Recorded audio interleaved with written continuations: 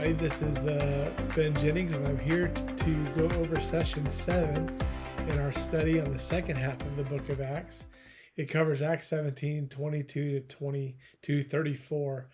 And it talks about Paul as he went into Athens. Athens is a famous city in Greece. It's still there today. And we have friends in Athens. And this whole particular lesson is about introducing people to God. The Greeks, the Athenians, were very, very religious people, as Paul points out, but they were superstitious in the wrong kind of way. And so here you have an example of Paul.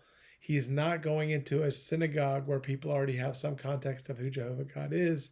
He is in a place where they don't know who the God of the Bible is, and they admit that they have some ignorance, that they don't know that there could be someone out there that they don't know about, some God that they don't know about, that they believe in. And so we see that we can faithfully introduce people to God by pointing to three truths about God. And that's what Paul does here. He points, number one, to God's sovereignty. If you look at Acts chapter 17, verse 22 to 26, it says this: "Then Paul stood in the midst of Mars Hill and said, Ye men of Athens." Now, Mars Hill was on the Areopagus. It was a high point in the city where they would go and they would argue about things. I might have said that wrong, but it's the place where they would go and they would contend all day about different ideas. And so Paul gets there and he gets to get the chance to listen. This would have been obviously before the days of cable news and podcasts, and we still kind of have people all day long. You know, you could literally listen to content 24/7. People making claims about all kinds of different things, sharing all kinds of different truths. Some interesting, some not. Some true, some not. And so this is kind of the equivalent of that. Paul gets to declare. So there he is, and he says, this is basically how he goes about it. "Ye men of Athens, I perceive that in all things ye are too superstitious. For as I passed by and beheld your devotions, I found an altar with this inscription: To the unknown God, whom therefore you ignorantly worship, him I declare unto you, God that made the world and all the things therein, seeing that he is Lord of heaven and earth, dwelleth not in temples made with hands." I said that he pointed to God's sovereignty. Here, God's sovereignty, he shows that it was expressed in his creation, and then he says that he's Lord of heaven and earth. That means he owns it. It's his. He's over it. And what does it say about him? He dwelleth not in temples made with hands. Neither is he worshipped with men's hands as though he needed anything, seeing he giveth to all life and breath and all things. Here he kind of is contrasting the invisible God of the Bible with these gods that the Greeks worshipped, that were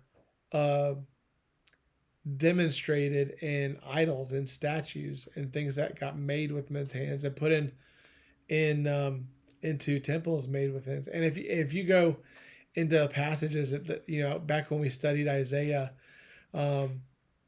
Isaiah talks about, well, a guy goes and gets a piece of wood and he gets a carpenter to carve it. And then he brings it into his house and he worships it. And he's kind of showing the silliness of that kind of a mindset. Like, the God you worship is a God you had to fashion, and this is what you can tell his Jewishness here. He's got some of those things, some of those passages probably in mind. And he says, our God doesn't have to be made. And in fact, that points to the Ten Commandments, right? Thou shalt not make unto thee any graven image. So he's saying, this is our God. He created everything. He doesn't need anything from us because he gives to everyone life and breath and all things. James said it this way: every good gift and every perfect gift comes from above, from the Father of lights, in whom is no variableness, neither shadow of turning. Got a good gift here this morning, coffee. You like coffee? I love coffee. It's a good gift. And so he says this, and this is another thing, verse 26, and hath made of one blood all nations of men for to dwell on the face of the earth. So this is pointing back to the creation account, to the Tower of Babel. They wouldn't know this because he's not getting into all of that. But notice he's starting in Genesis. God created everything. God is Lord over everything. He's the one setting the rules. He made everybody from one family. So you go back. All of our original parents are Adam and Eve. He is not worshipped with. It says, and so we're all of one blood. Every nation. There's not many races in that way. There's the one human race. And then it says this, and hath determined the times before appointed, and the bounds of their habitation. The idea basically here is that God, when he created people, he created me, he created you, he put us where we are, and he put us when we are. And so God is in control. We still have a free will. This is not a determinism that's being talked about here. God can still be in control and have creatures that have a free will. But we didn't choose when we would be born or where we would be born. God did that. And God gives us everything that we need to live. And so this is the first thing he points to. He goes back to Genesis because he can't start with the Messiah. He starts with Jehovah God. So he's introducing people to the Lord, people to God. He starts out by pointing to his sovereignty. Then he points to his availability, God's availability. Look at verse 27. The first word is that. Now, whenever there's a that, it's giving you some kind of a purpose. Or at least here, there's this kind of a clause that gives a kind of a purpose. God created everything. He placed us where we are and when we are for a reason, that they should seek the Lord. I think this is an amazing thing. What if God so ordered the world that he's giving every individual the best chance to find him and know him? That's what he's saying here. That they should seek the Lord if haply they might feel after him, though he be not far from every one of us. For in him, in God, every person, we live and move and have our being, as certain of your own prophets have said, for you're all his offspring. He's quoting from some of their poets. And then we live and move and have our being. We are all his offspring. So he says, for as much as we are the offspring of God, we ought not to think that the Godhead is like unto gold or silver or stone, graven by art or man's device.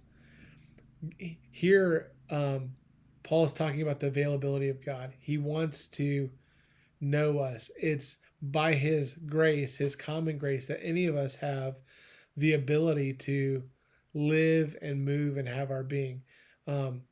Everything, even for the evil person, even for the atheist, they exist at God's pleasure, right?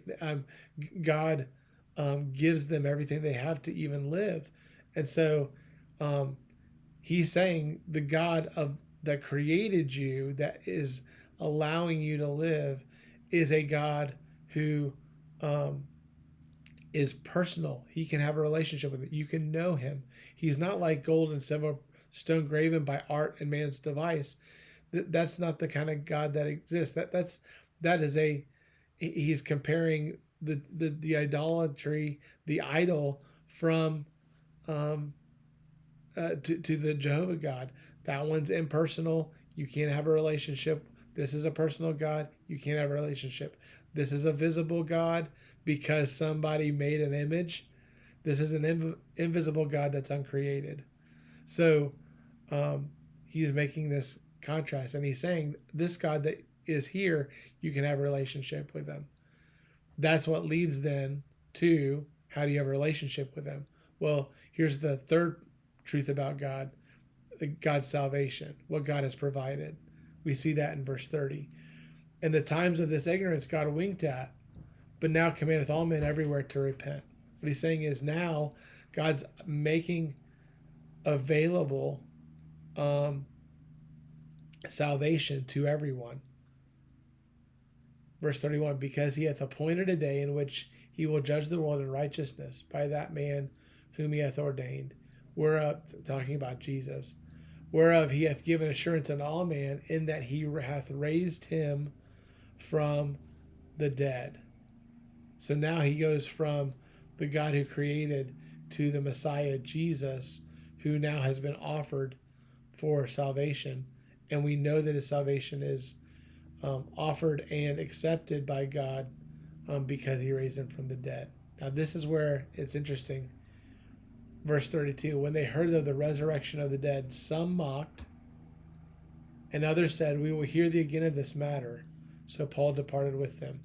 Interestingly, like how almost always happens, some mock, some don't exactly accept. They're thinking about it. They want to hear more about it. And then we see verse 34, some believed. It says, so Paul departed from among them, howbeit certain men clave unto him and believed, among which was Dionysius the Areopagite. I think Areopagite means he was up there all the time in the Areopagus. So Dionysius the Areopagite and a woman named Damaris and others with them. So there were some that rejected. There were some that were still wondering about it. But then there were some that actually believed. This is amazing because it shows that there were places like in the book of Acts where 3,000 people get saved. 5,000 people get saved. And that's happening among the Jews and stuff. Those people were people that understood and already believed in the God of the Bible. So many of them. But they had now just kind of been shown the blanks of the Messiah in prophecy, that look how Jesus fills those in. And you guys know he died and was risen from the dead. And so they were ready to just understand that truth and believe. These people here have no conception of the Jewish God at all. And so Paul doesn't start with Jewish prophecy. He starts with creation. He starts with God being in control, God providing life to the people he's talking to, God wanting to have a relationship with them and being someone who's personal, though he's invisible, that you can have a relationship with. And then God making that relationship available by understanding that our sin has been forgiven through the person and work of Jesus Christ, who God raised from the dead. And so some believed, some did not. It was some newer ideas for these people. And I think in terms of application, as we think about this lesson, the longer our country moves away from its traditional Judeo-Christian heritage, and as long as there are more and more people coming to our country from foreign shores, we cannot any longer always assume that people have a biblical context when we give them the gospel.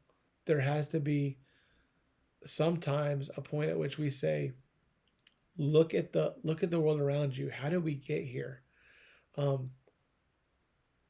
This really looks designed. Doesn't it make sense that there would be a designer? There's a painting. There's a photograph up here. You see that? There's a photograph. That's my kids a few years ago. It's blurry, because of the way I'm videoing. But that photograph makes you think, well, there must be a photographer. There must be a printer, because or somebody's really good at painting, although if you look at it, it's pretty clearly a photo. The point is, design begs the question of a designer. And so you point to creation, you point to a God who created, you make a proposition about his truth, and then you call people to a response. And so that's the idea. This is what our missionaries do. This is what our pastors do. This is what was what we want our Sunday school teachers to do as we reach people. that we teach them. Then we send people out to minister. And as we send people out to minister, it's not just to help Christians. It's to share the gospel, to share the truth of God's word. Starting with, this is God. You know, Bear Bryant, I think it was Bear Bryant, or maybe it was oh man, I got to turn to my main card if I don't know this. Who's the longtime coach of the Cowboys, the most famous Cowboys coach? I'm sorry, Texas family, forgetting his name. But somebody told me that like every year, this guy, when he started out practice at the beginning of the season, he would hold up the pigskin, you know, and say, "This is a football," and he would say he would start, the goal of the game is to stop the other team from getting this ball across that line. You know, he would start with, this is the basics. And I think there is something important that we start where people are at. And that's what we see here. And I hope that helps you with your lesson this week. Let's encourage ourselves, and let's encourage our class to look for opportunities for people who don't know God. We want to introduce people to God, and let's help them to be discerning that sometimes you don't start with Romans 3:23 necessarily. Not that that would be bad, but don't do that if they don't even know who God is. You know, we can talk about sin, but once you talk about sin, it's like, well, what's sin? If there is no lawgiver and there is no law, then what's sin? It's just your preference on how you live. So we got to think through that. I hope you have a great Sunday, and that this particular video helped you.